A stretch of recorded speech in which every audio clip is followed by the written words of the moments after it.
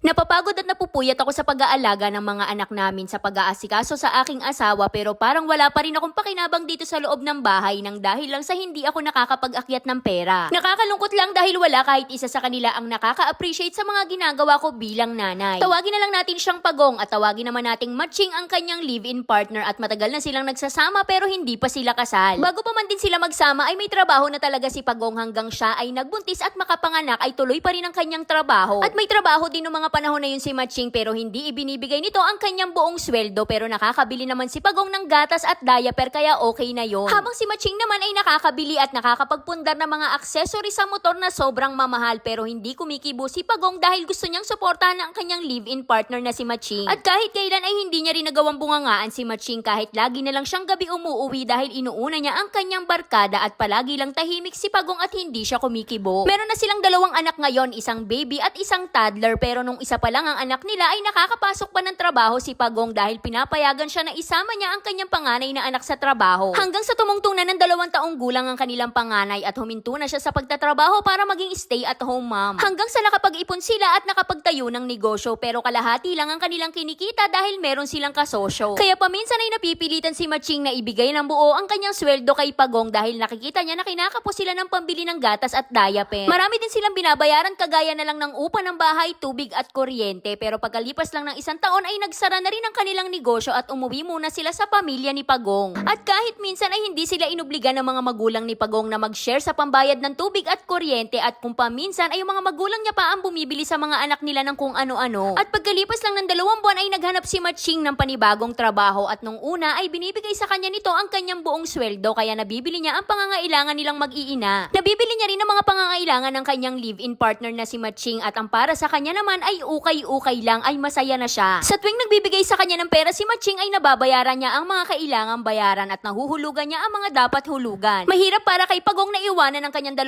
anak para magtrabaho pero sumubok pa rin siya na makahanap ng trabaho pero hindi niya talaga kayang makitang maiwanan ang kanyang mga anak. Dahil nung nakapagsimula na si Pagong sa panibago niyang trabaho ay na-realize niya na sa mga anak niya talaga umiikot ang kanyang mundo kaya nag-resign na lang ulit siya. Pero pagkalipas lang ng 1 linggo ay ang palagi na nilang pinag-uusapan ni Matching ay ang tungkol sa paghahanap niya na naman ng panibagong trabaho para makatulong siya sa gastusin kay Matching. At palagi na lang sinasabi sa kanya ni Matching na palagi na lang siyang umaasa sa kanya at palagi na lang nakahilata pero hindi niya alam kung ano ang hirap ng pag-aalaga. Hindi raw kasi alam ni Matching kung paano mag-alaga ng isang sanggol at isang toddler dahil kahit kailan ay hindi naman siya tinulungan ni Matching sa pag-aasikaso sa kanilang mga anak. At simula pa lang ay sinubukan na ni Pagong ng humingi ng tulong kay Matching pero ang palaging katwiran sa kanya ay mahihirapan siya dahil siya ay nagtatrabaho. At ang sabi pa sa kanya ni Matching ay hindi niya kakayanin magtrabaho kung palagi na lang siyang puyat at aasahan pa sa pag-aalaga sa mga bata. Hanggang sa naging 2 na ang kanilang anak ay palaging ganun pa rin ang sinasabi sa kanya ni Matching na kailangan niya maghanap ng trabaho para makatulong kay Matching pinansyal. Kung meron lang daw talagang magbabantay sa kanilang mga anak ay gusto niya na rin sana makapagtrabaho para malibang na rin at mawala ang kanyang stress. Dahil gustong-gusto na ni Pagong na magkaroon ng sariling pera, hindi yung palagi na lang siyang nasusumbatan na siya ay palaasa. Dahil palagi na lang ipinararamdam sa kanya ni Matching na wala siyang pakinabang at wala siyang naiaambag sa kanilang pamilya dahil lang sa wala siyang naipapasok na pera. Parang hindi raw nakikita ni Matching kung paano niya inaalagaan ang 2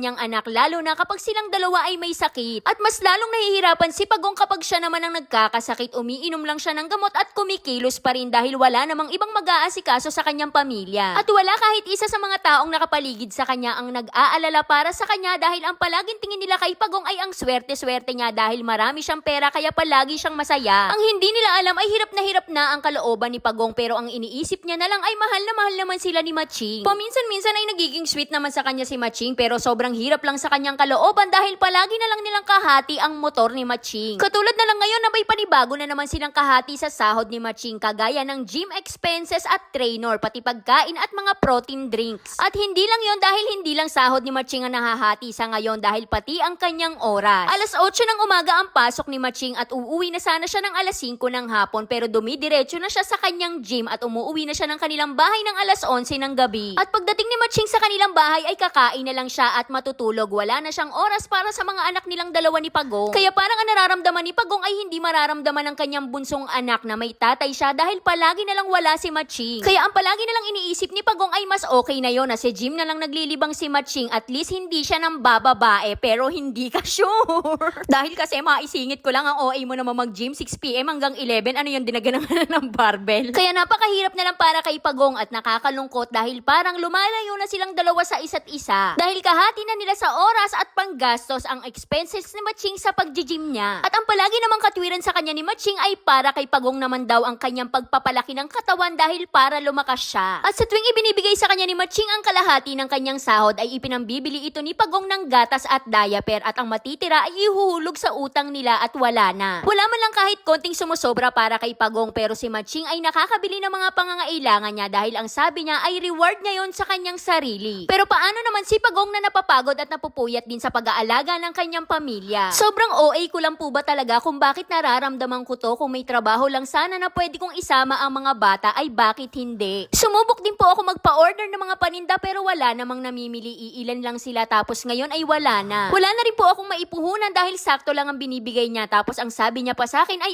ayaw ko lang daw talaga siyang tulungan. Napakasakit lang po sa akin, Ate Charis, dahil wala man lang kahit isa na nakaka-appreciate sa mga ginagawa ko bilang nanay dahil wala akong naiaambag na pera sa aming pamilya. Nalulungkot lang po ako dahil parang yung pagod ko at puyat bilang nanay ay hindi niya kayang pahalagahan. Napaka-unfair lang dahil napapagod at napupuyat din naman ako sa pag-aalaga sa mga bata at pag-aasikaso sa aking asawa, pero parang wala pa rin akong pakinabang. Kaya sana po ay mapili ang aking kwento. Hihintayin ko po ito kahit gaano katagal at pahingi na rin po ng advice. Hanggang dito na lang, Ate Charis. At para sa akin, sa tingin ko kung bakit hindi niya naiintindihan o hindi niya nalalaman kung gaano kahirap yung pinagdadaanan mo sa araw-araw dahil hindi niya yon naranasan kahit minsan. At hindi ka OA dahil marami akong kakilalang babae na ganito yung kanilang pinagdadaanan. Yung tipong kulang na nga yung naibibigay sa yung pera, hindi ka pa matulungan sa gawaing bahay at sa pag-aalaga ng mga bata at nakukuha ka pang sumbatan. Hindi naman sa hinuhusgahan ko si Matching, pero kung hanggang ngayon ay hindi ka pa rin niya naiintindihan sa pinagdadaanan mo sa araw-araw, parang isa na lang ang ating paraan. Yun ay iparanas mo sa kanya kung ano yung mga ginagawa mo sa araw-araw. Kung palagi kanya pinaghahanapan ng pera na makatulong sa kanya, bakit hindi na lang siya yung pag-alagain mo sa mga bata tapos ikaw na lang ang bumalik sa pagtatrabaho? At kung magawa mo yon ay pagkatapos mo naman magtrabaho ay wag kang umuwi agad sa inyo, pumunta ka muna sa gym at umuwi ka ng 11:00 ng gabi at sabihin mo sa kanya na para sa kanya naman yung pagbabalik alindog mo. Dahil ganoon naman talaga sa lahat ng bagay, hindi natin malalaman kung gaano kahirap ang isang bagay kung hindi tayo ang gagawa. Kaya para sa akin, sobrang swerte talaga ng mga may bahay na kaya silang i-appreciate ng mga asawa nila, kapusin man sila sa pera pero iba pa rin talaga yung pinapahalagahan ka. Kaya sigurado sobrang daming magko-comment sa video na to dahil hindi ka nag-iisa. Kaya para sa mga gustong sumulat, dito lang po yan sa ating Facebook page na Saycarp. Huwag kalimutan mag-follow para updated ka kay Joshua.